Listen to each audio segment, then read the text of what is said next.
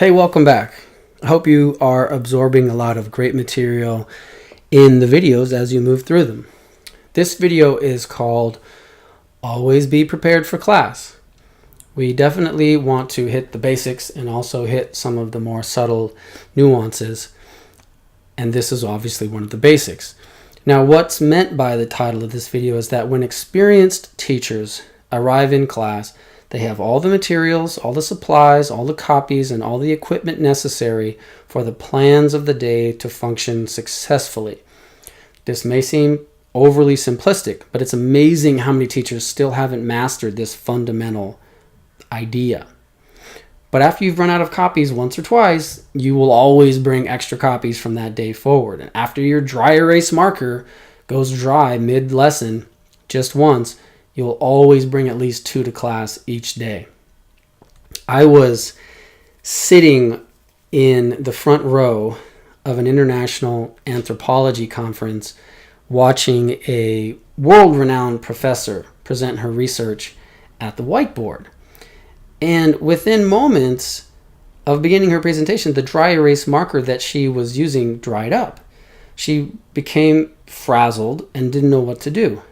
And completely inexplicably, the organizers of the event had not supplied extra pens. So it was just this quiet tension and nothing was happening.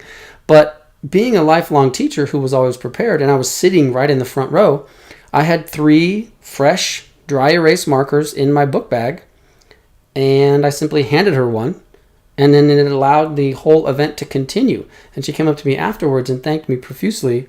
But it was just a very simple habit of mine.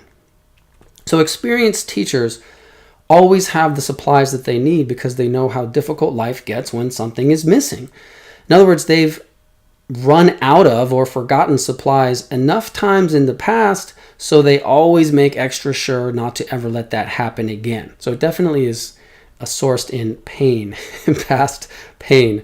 So copies are made ahead of time. Textbooks are ordered ahead of time. Equipment has been tested ahead of time. And one thing that good teachers understand is that for a project to come together involving 30 or 40 students, let's say a full classroom, someone has to be in charge and organized and have a clearly articulated vision. And that person is you. You are the teacher. It has to be you. So however prepared, organized, and thorough you are as a teacher, the execution will usually be degraded to some degree by those who don't show up, those who don't follow directions, or equipment that might not function correctly. So your plan has to be as good as possible from the beginning. And here's a key tip. And this is really effective, and it's very simple. Set aside 2 or 3 hours of time on the same day each week, whenever it is, Sunday night, Tuesday afternoon, whenever you want to do it, and devote it entirely to preparing supplies, not preparing your lessons, but just preparing supplies for the coming week. Make copies, collect any kind of machinery or digital equipment. Even if you have no planning or prep to do, just work ahead during this allotted time. And if you have all your supplies, you can plan during that time.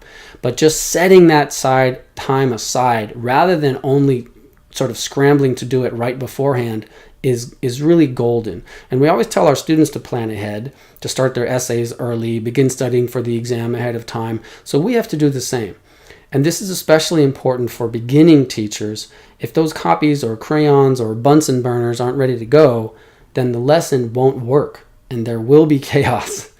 And after that has happened a few times, you will definitely prepare early from that point on.